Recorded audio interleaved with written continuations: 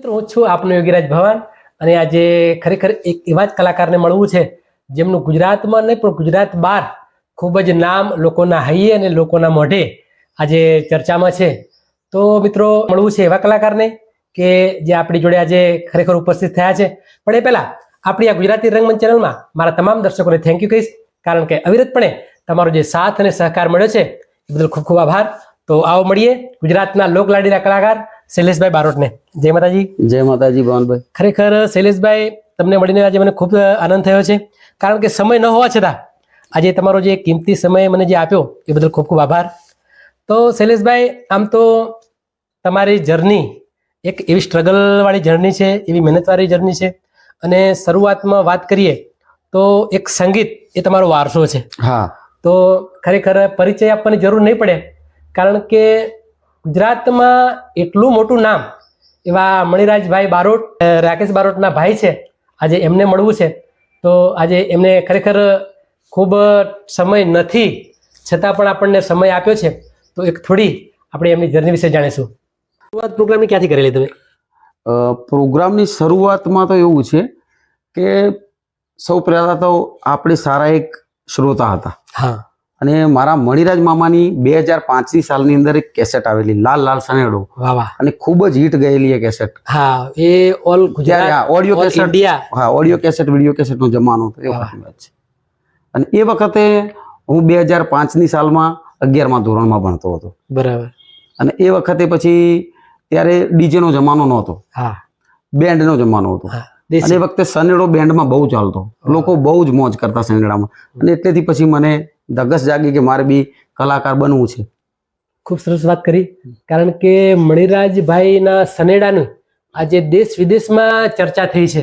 અને એમના ભાણેજ હોવાને નાતે એક કલાકાર તો છે જ, પણ એમને ખરેખર લોકોને ઘણું બધું મનોરંજન આપ્યું છે અને ઘણા બધા ગીતો એમને ગાયા છે.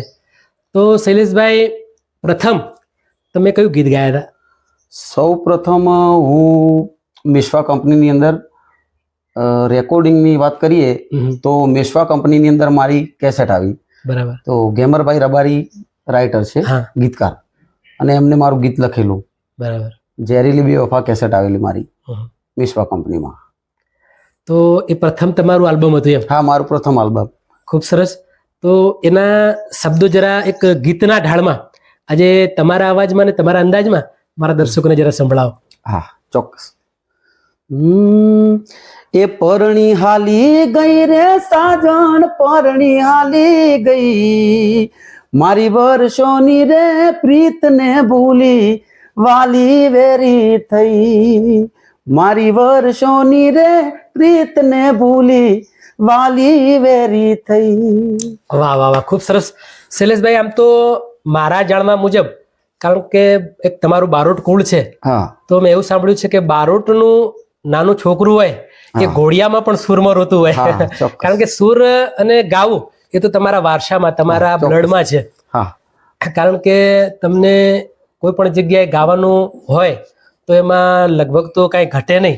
અને તમે તો ગુજરાતીની અંદર કહેવત છે કે અમારા બારોટ સમાજનું કોઈ છોકરું કદાચ ઘોડિયામાં રોતું હોય ને તો પણ સૂરમાં અને એકદમ તાલમાં એ રીતે રોતું હોય. એમ સાંભળવું, રડતું હોય તો સાંભળવું ગમે આપણને. વાહ વાહ વાહ. એવું કુદરતી બક્ષિસ હોય છે.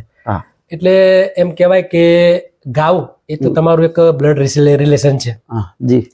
તો શૈલેષભાઈ, આમાં પ્રથમ સપોર્ટ તો કોનો? પ્રથમ સપોર્ટની વાત કરીએ તો સૌ પ્રથમ તો મારા મોટા ભાઈ રાકેશભાઈ. 100%. અને રાકેશભાઈએ મને સૌ પ્રથમ વાર, ત્યારે ડીજે નો જમાનો નહોતો, બેન્ડ નો જમાનો ચાલતો. અને એ વખત અમે પાટણ શહેરમાં નવા નવા રહેવા ગયેલા. અને એ દરમિયાન રાકેશભાઈના સાથે મેં સનેડામાં સંગત કરેલી, સનેડો સોંગમાં. અને બેન્ડમાં એમની સાથે ગાયો ને પછી પ્રોગ્રામ ચાલુ, નાના મોટા મળતા એ વખતે. બરાબર. એટલેથી વધારે પ્રેરણા મળી. એ તો શરૂઆતની વાત થઈ, પણ આજે તો લોકોના હૈયે, લોકોના હૃદયમાં ખૂબ જ તમારું નામ ગુંજે છે. અને ગુજરાત બહાર પણ શૈલેષ બારોટ એક એવું નામ થઈ ગયું છે કે મણિરાજ મામાની આજે લેવલે કહી શકાય. કારણ કે તમારો સૂર પણ એક એમને લગતો સૂર છે, એમનો અવાજ ને તમારો અવાજ મળતો આવે છે. અને સરસ મજાના સોંગ પણ તમે ગાઓ છો. તો તમને વધારે શું ગાવું ગમે? વધારે મને શરૂઆત મારી લોકગીતથી છે. વાહ વાહ. કે મારા મામાને ફોલો કરીને અમે ચાલેલા. હા, કારણ કે એ બંને ભાઈઓ અમે લોકપ્રિયતા એમને લોકગીતોથી મેળવી છે. લોકગીતો બરાબર. એટલે અત્યારે બધું જ ગઈએ પણ બધું લોકગીતો એમ. તો શૈલેષભાઈ, એક સરસ મજાનો મારે તમારા જોડે એક જે હાલમાં નવું ટ્રેન્ડિંગ કોઈ તમારું હોય એવું લોકગીત સાંભળવું છે અને મારા દર્શકોને સંભળાવવું છે. ચોક્કસ. અત્યારે મારું ટ્રેન્ડિંગમાં જનકાર મ્યુઝિકની અંદર MP3 સોંગ હતું. લગભગ એ 1 લાખ ઉપર ક્રોસ કરી ગયું.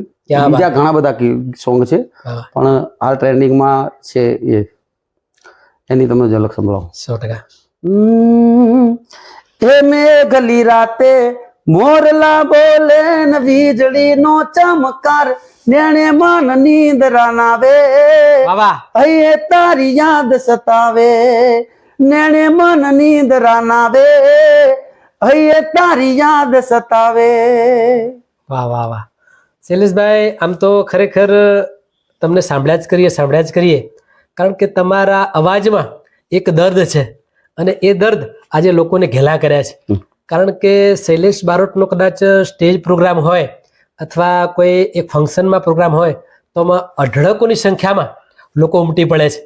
કારણ કે તમારા ચાહકો ખૂબ જ છે અને મેં પણ એવું સાંભળ્યું છે કે લોકો તમારા પ્રોગ્રામો જોવા માટે કદાચ કોઈ ગામમાં પ્રોગ્રામ હોય તો આજુબાજુના ફરતા 5 ગામમાંથી લોકો ત્યાં તમારા પ્રોગ્રામો 25-100 કિલોમીટર દૂરથી લોકો જોવા આવે છે. બનાસકાંઠામાં વધુ થોડું. 100%. કારણ કે હું પણ તમારા ગીતોનો દીવાનો છું.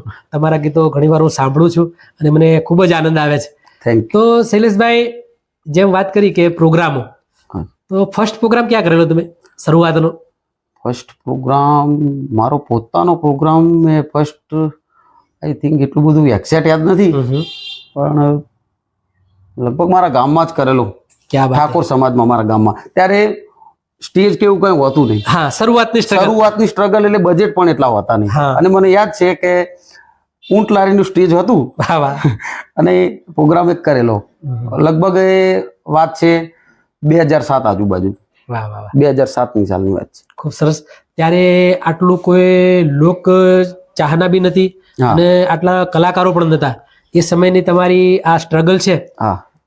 તો શૈલેષભાઈ, જેમ તમને આજે લોકો ચાહે છે અને આટલો તમારો ચાહવા વાળો વર્ગ છે તો દર્શકોને શું કહેશો જરા?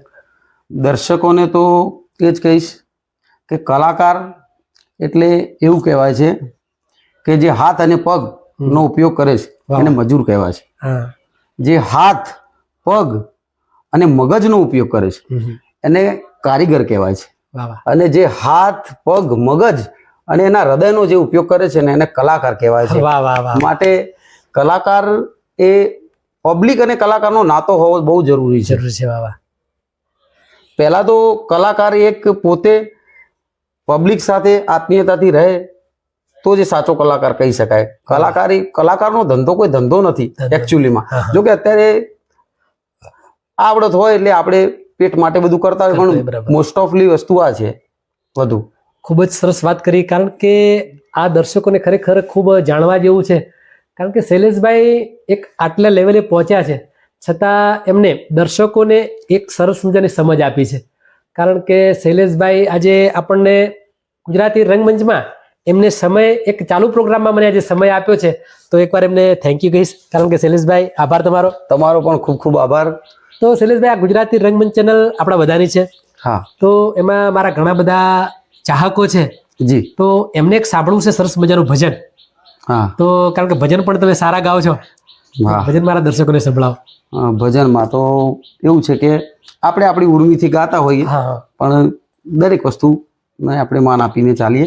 ત્યારે એ રાત્યો અંધારી સતીને વાયત આયા હોજી, એ જી મારે જાવું અલખ ને દરબાર રે.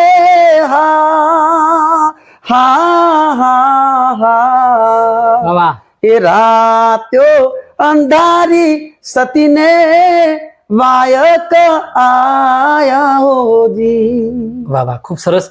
કારણ કે શૈલેષભાઈ, ઘણા સમયથી આપણે ફોનમાં વાતો ચાલતી હતી હા કે તમારું પોડકાસ્ટ મારે કરવું છે, તમારું ઇન્ટરવ્યુ કરવું છે, અને મારા દર્શકોની પણ ઇન્ક્વાયરી હતી કે તમે શૈલેષભાઈનું ઇન્ટરવ્યુ કરો. અને આજે એ સમય એકદમ નજીક છે ને આજે તમે મારા જોડે બેઠા છો. સમય મને 2 વાર કોલ પણ અનુકૂળતા નહોતી, એક એટલે આજે શેડ્યુલ ટાઈટ હોવાના કારણે સતત પ્રોગ્રામો અને એમાં બધું એડજસ્ટ કરવું એટલે થોડું હાર્ડ છે. છતાં પણ તમે આજે સમય મને આપ્યો છે. તો શૈલેષભાઈ, આજે રમેશભાઈ ઠાકોરના માધ્યમથી હું તમને મળ્યો છું, કારણ કે એમને પણ થેન્ક યુ મારે કહેવું પડે, કારણ કે મારા એ પણ નજીકના મિત્ર છે, તમે પણ મારા નજીકના મિત્રો છો. તો શૈલેષભાઈ, આપણે ગુજરાતી રંગમંચમાં જે આજે તમે ઇન્ટરવ્યુ આપો છો, તો કેવું લાગે છે?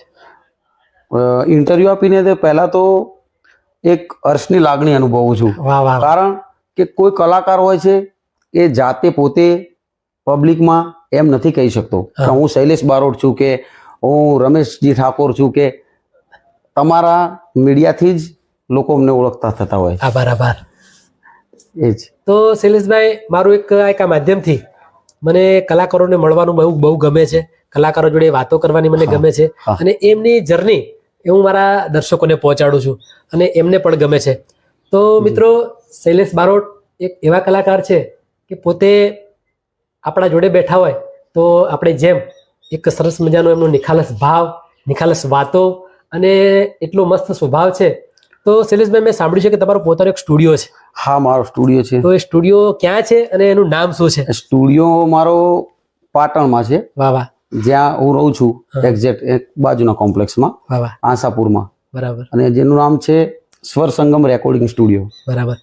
એક દિવસ એવો હતો કે તમે પોતે સ્ટુડિયોમાં સિંગિંગ કરવા જતા, અને આજે તમારા ત્યાં અઢળક કલાકારો સિંગિંગ કરવા આવે છે. તો આ ખરેખર એક સમયની વાતો છે. આ બધી સમય માણસને ક્યાં પહોંચાડે, સમય માણસને શું કરે, કોઈ ફિક્સ હોતું નથી, પણ તમારી ભાવના, તમારી નિખાલસતા આ તમને આગળ પહોંચાડે છે. એક મહત્વનો પ્રશ્ન મારો એ છે કે ફર્સ્ટ ટાઈમ જ્યારે કેસેટમાં તમે જંપ લાવ્યા, ત્યારે કોનો સપોર્ટ? પહેલા મેં વાત કરી કે સૌ પ્રથમ મારી કેસેટ હતી, તો એમાં મને ગેમરભાઈ રબારીએ સપોર્ટ કરેલો કેસેટમાં. મેશ્વા કંપની, ત્યારે ઓડિયો કેસેટ ચાલતી. અને ત્યાર પછીની વાત કરીએ તો બીજી ઘણી કેસેટો કરી, ને પછી મ્યુઝિકા કંપનીની અંદર મારી સુપર ડુપર ડીજે 2014 એવી સીડી કેસેટ બની. બરાબર. અને જેમાં ગીતો લખ્યા હતા ચંદુભાઈ રાવળે. અને ચંદુભાઈ રાવળે મને રેકોર્ડિંગમાં બહુ સપોર્ટ કરેલો. વાહ વાહ, ખૂબ સરસ. કારણ કે એ પણ એક અમારા સમાજ અને લાઈવ પ્રોગ્રામમાં જો હું સક્ષમ બન્યો હોય કે કેવી રીતે ગાવું, શું કરવું, કેવી પબ્લિક હોય તો કેવું ગાવું, તો એ મારા મોટા ભાઈ રાકેશભાઈના થકી હું આજે લાઈવ પ્રોગ્રામમાં હિટ છું. એ તો કારણ કે બનાસકાંઠાનું, કે અમે જ્યારે મારા મામાનું અવસાન થયું એ પછી રાકેશભાઈના જે પબ્લિકની જે મણિરાજ મામાની ફિલિંગ હતી એ ડાયરેક્ટ રાકેશભાઈમાં કન્વર્ટ થઈ ગઈ, અને લોકો રાકેશભાઈમાં મણિરાજ બારોટ જોતા. વાત સાચી. અને હું એમની પાછળ કોરસ કરતો ત્યારે, અને ભાઈને ટેકો કરતો અને કંઈક શીખતો. પછી સમય જતા અમે ધીમે ધીમે હું અલગ પ્રોગ્રામ કરતો થયો, અને રાકેશભાઈ તો એ તો છે જ બ્રાન્ડ. એ રીતે મને એમનો સપોર્ટ રહેલો. ટિકિટ શોના પ્રોગ્રામમાં લઈ જતા મને બનાસકાંઠામાં. તમારી એ આગળની મહેનત આજે તમારે કામ આવી ગઈ છે. મહેનત અને અનુભવ રાકેશભાઈનો અનુભવ પરથી. વાહ વાહ, ખૂબ સરસ. તો શૈલેષભાઈ, આજે અઢળક ગીતો તમારા આજે દુનિયામાં, જગતમાં લોકો સાંભળે છે, અને ઇન્ડિયામાં પણ સાંભળે છે લોકો. તો આજે આટલા બધા ગીતો તમારા અને આટલા બધા પ્રોગ્રામો લોકોને તમે પહોંચાડ્યા છે. બરાબર. તો આજે કેવું લાગે છે? આજે તો આનંદની લાગણી હોય, કારણ કે આપણે કોઈ દિવસ એવું ડ્રીમ જોયું નહોતું કે આપણે પણ ભવિષ્યમાં મોટા કલાકાર બનીશું, કે કદાચ કલાકાર બનીશું તો આટલું એમ કે પ્રગતિ કરીશું, કે આપણું એમ કે ગાવા ઉપર જ આપણું ઘર પૂરું પડશે, એવો બી કોઈ ડ્રીમ નહોતો. વાત સાચી છે. એટલે લાગણી તો બહુ જ એમ આનંદ થાય. ખૂબ સરસ વાત કરી શૈલેષભાઈ તમે. તો મારો છેલ્લો અને મહત્વનો પ્રશ્ન હું તમને પૂછું છું કે જ્યારે આજે તમે એક કલાકાર તો છો જ, પણ જેમ મણિરાજ મામા અને રાકેશભાઈ આજે પિક્ચરોમાં પણ જંપલાવે છે, તો ભવિષ્યમાં તમારું કેવું છે? આમ પિક્ચરમાં તો કે અત્યારે તો ઓનલાઈન યુગ છે, એટલે મને પિક્ચરની ઓફર, ટેલિફિલ્મમાં મેં કામ કરેલું, પણ કમનસીબે ટેલિફિલ્મમાં મારી રિલીઝ નહોતી થઈ, જેનું નામ હતું સન ઓફ ગોગા સરકાર, અને જેમાં દેવભાઈ પગલીએ વિલનની ભૂમિકા ભજવી હતી ને મારી હીરોની પણ એ રિલીઝ નથી થઈ, એટલે એના પછી કઈ એવું આવી નથી કોઈ પણ ડિમાન્ડ. ભવિષ્યમાં કદાચ કોઈ એવો મોકો મળી જાય મોકો મળી તો કરવું છે જાય તો ખરા. હા ચોક્કસ કરીશ, મોકો મળશે તો ચોક્કસ કરીશ. વાહ વાહ.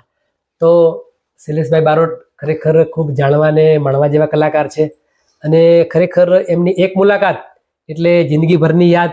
તો મિત્રો આપણી આ ગુજરાતી રંગમંચ ચેનલને લાઈક કરજો, શેર કરજો, કોમેન્ટ કરજો અને સબસ્ક્રાઇબ કરવાનું ન ભૂલતા, જેથી કરીને આવા માઢોડા કલાકાર અને એમની જર્ની તમારા સુધી પહોંચાડી શકું.